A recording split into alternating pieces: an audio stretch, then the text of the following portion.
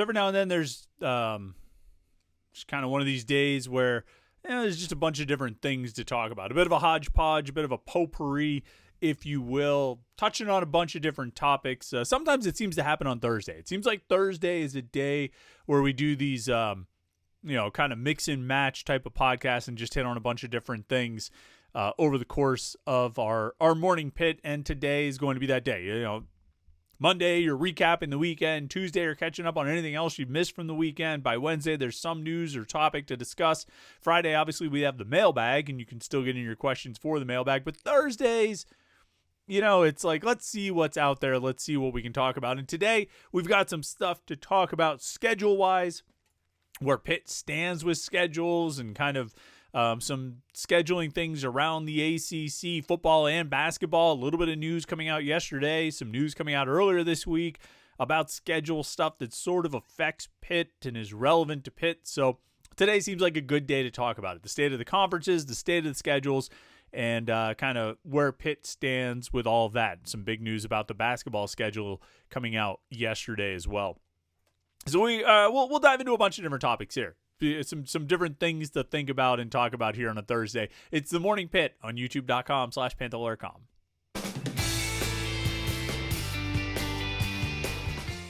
Yeah, it's the Thursday edition of the Morning Pit, youtube.com/Panther-Lair.com. I'm Chris Peak from Panther-Lair.com. You see the website below, Panther-Lair.com. It's a place to get all your Pitt sports news on the 247 Sports Network. Make sure you go there to get all the Pitt football, basketball, recruiting, transfer, everything else news that's going on in the world of Pitt sports, and message boards to talk with other Pitt fans about it. All day, every day, Pitt fans are hanging out on the message boards at Panther-Lair.com talking about Pitt sports. So if you're a Pitt fan, you want to talk to other Pitt fans, the best online community of Pitt fans is right there at Panther-Lair.com. So make sure you go and check it out. And of course, what we always ask you to do, like this video and subscribe to youtube.com/Panther-Lair.com. That way you don't miss any of our Pitt video content. These daily Morning Pitt videos, our weekly live show that we do every Wednesday night at 8:30 p.m. with me and Jim Hammett and you. Our post-game shows, press conferences, interviews, all different things. You can find them at right here at youtube.com/Panther-Lair.com. So make sure you like this video and subscribe to the website. Different things to talk about here today. We'll start with the news. Yesterday, Matt Norlander from CBSSports.com reported that the ACC is going to change its basketball schedule model, going from 20 conference game schedule, down to an 18 conference game schedule, ostensibly a move made in response to the fact that the ACC is not doing so hot in terms of national prestige and rankings and net rankings and March Madness inclusion and whatnot, even though the ACC has had, I think, a Final Four team in like 3 of the last 4 years or each of the last 3 years, something like that. They've had some success, even if it's NC State getting there. But overall, I think the strength of the conference has been questioned quite a bit, and the metrics just haven't been there to counter those questions. And so one of the things they're looking at doing is cutting down the size of the conference schedule from 20 teams down to 18. In theory, what that'll allow teams to do is schedule a couple more challenging non-conference games. Rather than being tied to the ACC schedule where you don't really have much control over who you play or how good they are, you'll have the opportunity to go add another 1 or 2 teams that, in your non-conference that should be, ideally, if you're doing it right or if this is your intention, quad 1 or quad 2 games. When you have 20 conference games, you're sort of tied to the strength of the league, and it becomes this self-reflective circle, where, the ACC is not strong. Well, how do we know the ACC is not strong? Well, because they're only beating other ACC teams who are not good. Well, how do you know those teams are not good? Because they're losing to ACC teams that are not good. And I think the idea being that if you give more opportunities to build your schedule and pad your schedule and add some quality wins and improve your net ranking in November and December, then that'll make it all look better. I remember we looked at it 2 years ago, I think specifically I remember because there was a lot of talk about how Jamie Dixon had figured it out at TCU and Pitt needed to follow that model. And really what had happened was the Big 12 did well in the non-conference, ran up the scores in the non-conference, and bumped, everybody's net ranking went up in the non-conference. So when they played each other, it looked like they were all playing against really good teams, which may or may not be the case, but they were able to game the system by the numbers. And so playing each other in the conference schedule didn't hurt as much. The ACC says, I want some of that. So they cut 2 games off of the conference schedule. They go from 20 down to 18. And with the idea being that you can then add some good teams into the non-conference. I had Norlander also tweeted out that the ACC, the Big 12, and the SEC all play 18 conference games now, whereas the Big East and the Big 10 will play 20. So, sort of falling in line with a few other conferences that are have had success. Certainly with the SEC, I think got a lot of credit for its performance last year. And, maybe if you allow these teams or create the schedule space to schedule, better opponents in December, then you're going to have an opportunity to carry that success and make it look better when you're playing each other in January and February. I believe Matt Norlander from CBS Sports also reported that the ACC is going away from the idea of every team in the conference facing every team in the conference every year. In the past with the 20-game schedule, you had your protected home and home. For Pitt, it was with Syracuse, and then you would get 2 more home and homes and play everybody else either home or away.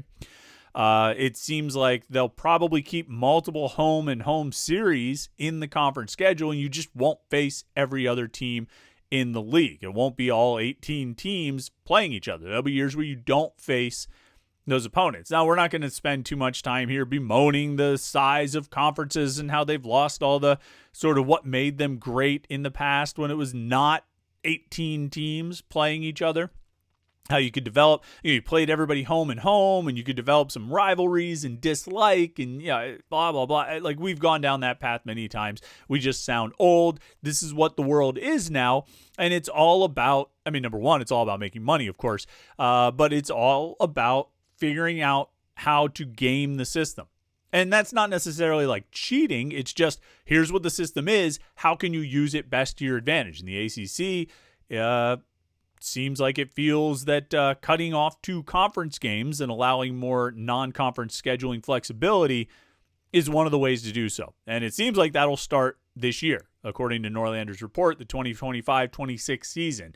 And so Jeff Capel and Pitt have some extra scheduling to do. Now, there's not a lot known about the non-conference schedule at this point. Those things tend to come out. We got the date on the Ohio State game for Black Friday.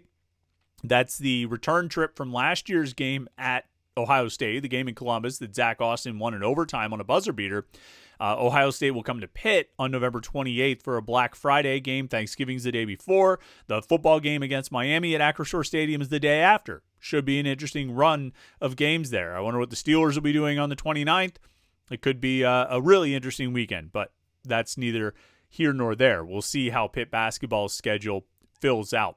On the football side, obviously the 2025 schedule is set, but they need opponents for the next few years. In 2026, they've got 3 non-conference opponents on the books, Miami of Ohio and UCF at home. And I think that UCF at home game, well, it's part of a series that will be wrapped up in 2029 when Pitt plays at UCF. I don't think that concludes that previous series where they played at UCF in 2018 and hosted them in 2019. I think that was, I don't think this was all part of like a 4-game agreement spread from 2018 to 2029. I think this was a new 2-game agreement spread over the course of 4 seasons. But next year they'll get Miami of Ohio and UCF at home, and they'll play at Wisconsin. Now they'll have a return trip with Wisconsin, a home and home series where Pitt will host Wisconsin in 2027 in Dublin. That's a Pitt home game. So they'll get some money out of that. They won't be playing at Acrisure Stadium, but they'll get some money out of that. Pitt also has UConn on the books, a home and home series there. With UConn coming to Acrisure Stadium in 2027.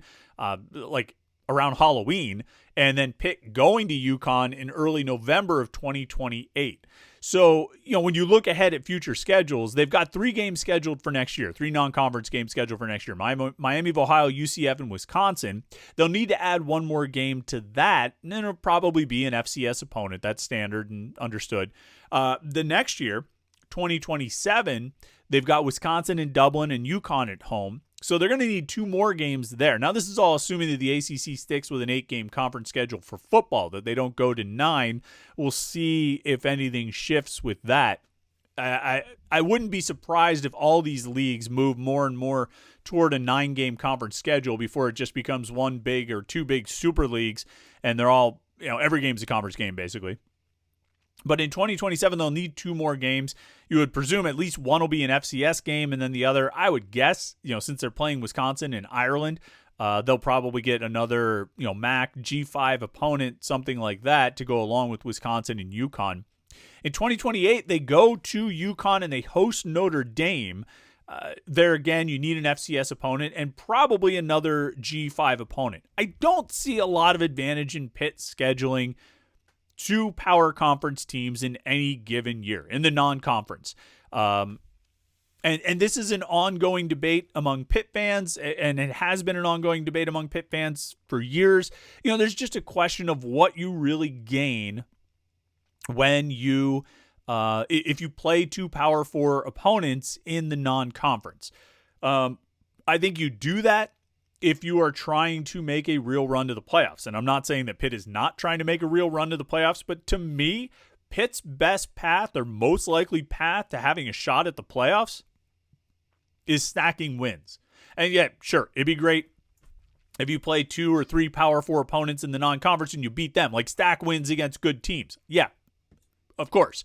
But you're going to have 8 conference games. You're going to play 8 games against the ACC. You might as well get some teams that you would think you can beat, even if you have to do a home and home with them like they're doing with UConn, where, you just can't pay teams to come to you every year. Or you can't pay all of these teams. You're going to have to agree to some home and homes, even against G5 opponents. But get some teams that you think you can beat. Try to get through the non-conference again, undefeated like they did this past year, and then make your run through the ACC and hope you can get through it at 11-1 or 12-0, and put yourself in the ACC championship game and create an opportunity to make the playoffs. I still think that's Pitt's best chance of getting into the playoffs is stacking wins. I think, if you're playing the odds, you have a better chance of stacking wins against G5 opponents. Let me say it this way. I think if you're playing the odds, you have a greater likelihood of getting to the playoffs through stacking wins against G5 opponents than you do against building a strong resume playing better teams. Just because you have, if you lose those better teams, it doesn't matter anymore. You know what I mean? If you schedule 2 Power 4 opponents in the non-conference and you lose both of those games, and then you go 7-1 in the ACC, you're 9-3 and you're not getting in. What did you gain there? Whereas if you schedule, 1 Power 4 opponent in the non-conference and you beat that team, you still got to beat somebody good. But if you get 1 Power 4 opponent in the non-conference and you win that game, and then you beat an FCS and 2 G5 teams, and then you go 7-1 or 8-0 in the ACC, now you're in the ACC championship game. You win that, and you're, 12-1, and you're in the playoffs. Stack the wins.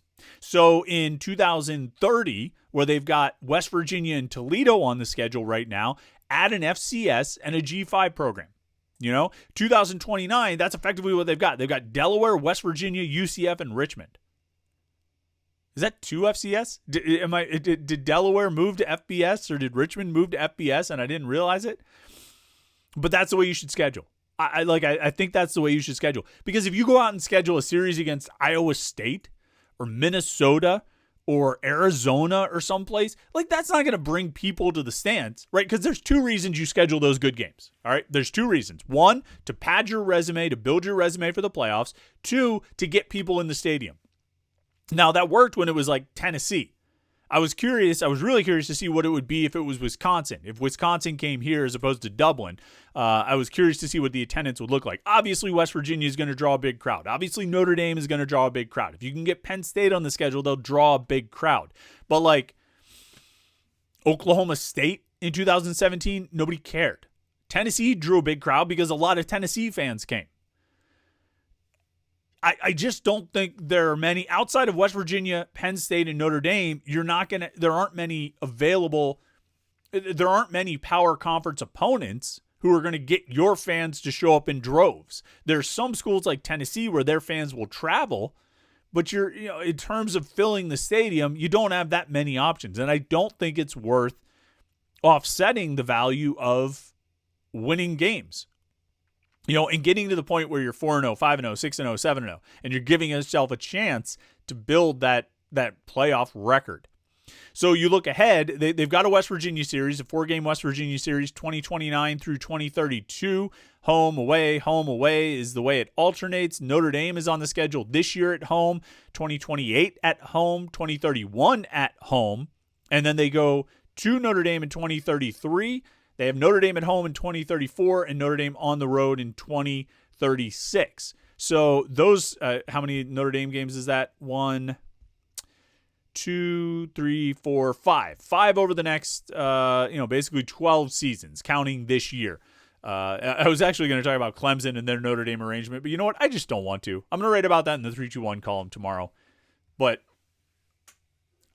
that would be a whole other podcast. It would probably, we're already like 16, 17 minutes into this thing. I don't need to go down that road, but Pitt's got some spots to fill on its non-conference football schedule. And if it's up to me, I'm calling Duquesne. I'm calling Robert Morris. I'm calling Kent State. I'm calling Toledo. I'm calling Akron.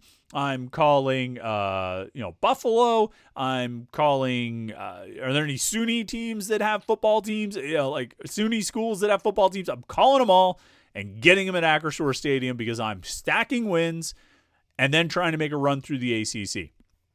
But that's just me. More pressing is Jeff Capel getting this schedule for the 2025-26 season locked down. He's got 2 more spots to fill, and I don't think we've seen anything about a tournament yet, have we? Did I just miss it? Maybe I did. It's not out of the realm of possibility. Actually, it's entirely likely. But there's some spots to fill for Jeff Capel there. He's going to have 2 more spots to fill on his schedule this upcoming season. All right, don't forget, we've got the Morning Pitt mailbag tomorrow, so go to the website Panther-Lair.com, go to the Between Fifth and Forbes message board, post your question in the mailbag thread. We'll take as many questions as we can. We'd love to hear from you. So post your question there. We'll answer as many as we can in tomorrow's Morning Pitt.